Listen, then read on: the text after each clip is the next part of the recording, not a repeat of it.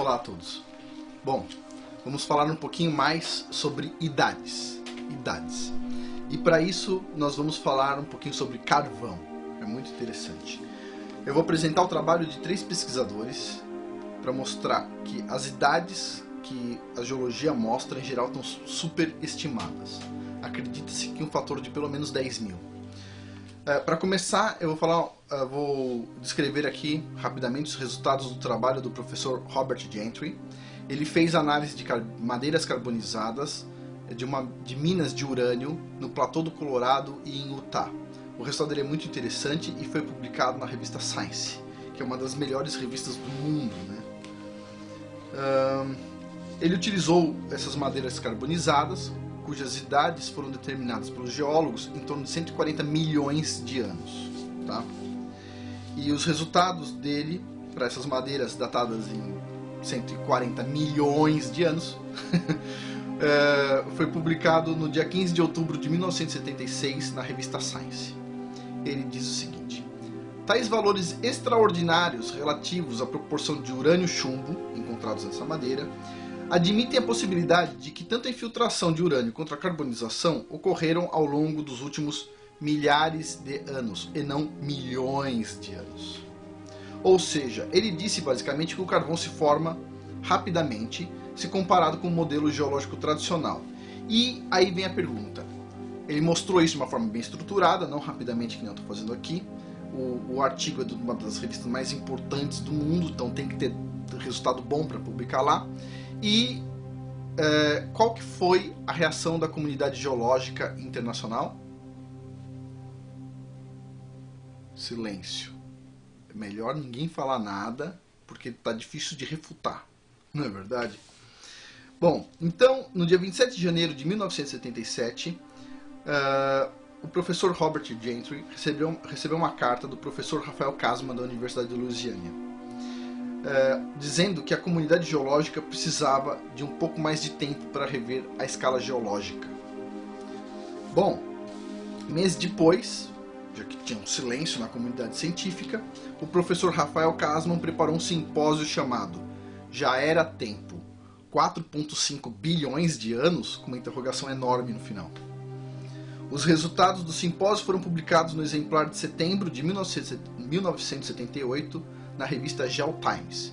E ele disse o seguinte, nessa revista, tá na publicação: apesar dos depósitos de onde a madeira carbonizada tenham sido considerados como sendo da era Cretácea e possivelmente das eras Jurássica e Triássica, a proporção entre urânio 238 e chumbo 206 deveria ser baixa. Ao invés disso, foram encontrados halos com proporções de urânio e chumbo que variavam de 2.200 a 64.000. Se as proporções de isótopos forem usadas como base para o estabelecimento da idade geológica, então as idades atualmente aceitas podem estar elevadas a um fator de 10 mil, admitindo a possibilidade de que as idades da formação devam ser medidas em milênios e não em milhões de anos ou bilhões de anos. Bom, tal informação permaneceu intacta desde 1976 até hoje e nenhuma pesquisa científica refutou essa informação na literatura desde então. Ou seja, ela é válida. Não tem nada que diga, não, existiu uma fraude, existiu um problema de medição, existiu alguma coisa. Não, ela está intacta até hoje.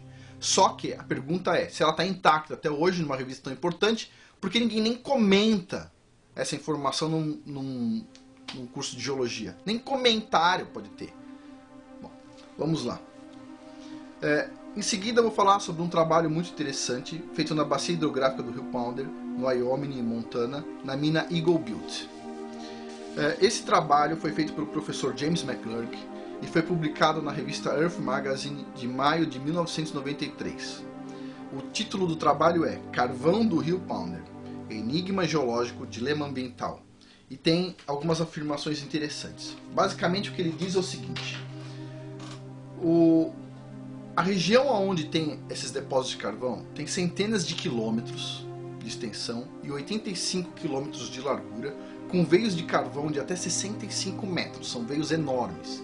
Os geólogos acreditam que esse carvão foi depositado ao longo de milhões de anos, né, a madeira desse carvão demorou milhões de anos, e principalmente por uma quantidade tão grande de madeira, né, para formar veios de até 65 metros. Só que, adivinha, não tem contaminantes no carvão, não tem materiais indesejados no carvão. Ou seja, tenta explicar isso. O modelo geológico diz que demorou milhões de anos, mas mesmo passando água e lodo por cima do carvão nesses milhões e milhões de anos, não tem lodo lá em cima, não tem nenhuma poeirinha em cima do carvão, pô. Então, vamos lá. Como é que formou uma coisa tão sólida sem nenhum problema lá dentro, sem nenhum contaminante? E o que ele diz, o professor McGlurk, é que só tem uma explicação. Esse depósito foi formado rapidamente. O carvão é formado rapidamente. Mais um, segundo cientista dizendo que o carvão é formado rapidamente. Aí vem a pergunta, mas é possível provar que o carvão é formado rapidamente? E a resposta é sim. Foi publicado um artigo em duas revistas interessantes, eu vou falar sobre ele aqui, que diz o seguinte. Olha só. O artigo foi publicado na revista Chemical Engineering News, no dia 21 de novembro de 1983, e mostra como a equipe do laboratório Argonne criaram um carvão sintético em 8 meses. Esse resultado foi replicado na revista Nature, de 28 de março de 1985, na página 316, para as pessoas que ficam reclamando quando põe referência. Leia-se o seguinte, nessa página, a revista Nature, a melhor do mundo. Williams e seus colegas do Laboratório Nacional Argonne levaram menos de um ano para preparar um carvão sintético inteiramente caracterizado. Esse carvão não pode ser distinguido de um carvão verdadeiro com todas as técnicas aplicadas até o momento. Na verdade, o carvão foi feito em 8 meses. 8 meses é possível você fazer carvão. Uau! 8 meses. Então, vem a questão. Os milhões e milhões e milhões de anos viraram 8 meses. Então, quer dizer, o geólogo diz que precisa de milhões de anos para formar o carvão. E de repente eles descobrem que precisa de 8 meses. Ah, interessante. Eles dizem que o carvão tem 140 milhões de anos de idade. De repente o geólogo vai lá, faz a medida e tem quanto? Alguns mil anos de idade. 3.000 na verdade. Bom, o que eu vou falar aqui? O professor Robert Gentry, ele acredita que a Terra tem 6.000 anos e ele acredita que o principal evento geológico que aconteceu no planeta foi o dilúvio. Tá? E eu vou explicar o porquê. Não é só ele que acredita que a Terra tem 6.000 anos. Tem o professor McGlurk, tem o professor Rafael Kasman, tem o professor, esse outro professor que eu falei agora, o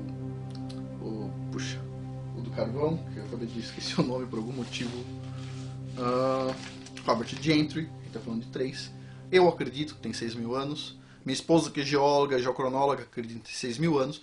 E eu posso montar uma lista enorme. Eu até pensei em montar uma lista de geólogos que acreditam que a Terra tem 6.000 anos para, rebater um pouco esse negócio dos 4,5 bilhões de anos. Mas a verdade é que não importa. O pessoal vai ensinar exatamente o que eles querem. Eles vão forçar a barra sempre. Não importa se 100% dos geólogos acreditarem que a Terra tem 6.000 anos. O que vai ser ensinado é que ela tem 4,5 bilhões de anos e que a escala geológica é XPTO. Acabou, não tem discussão. Agora, por que é assim? Eu não tenho a menor ideia. Mas eu vou fazer um vídeo sobre doutrinação e vocês vão entender o porquê as teorias são selecionadas. Elas não são apresentadas de forma geral, mas elas são selecionadas. Mas antes disso, eu vou precisar falar na próxima série de vídeos sobre a tectônica, porque eu sei que vai ter muitas dúvidas sobre como os modelos geológicos funcionam numa Terra com apenas 6.000 anos. Vocês vão gostar pra caramba, porque tem muita informação sobre tectônica. Vão ser 4 vídeos, 4 modelos geológicos, e o antigo, o atual, o que vão colocar errado de forma errada e o correto. Ganhe dinheiro com a sua internet. Cadastre-se no RoniGame e comece com $3 com o primeiro link que eu vou deixar aqui na descrição.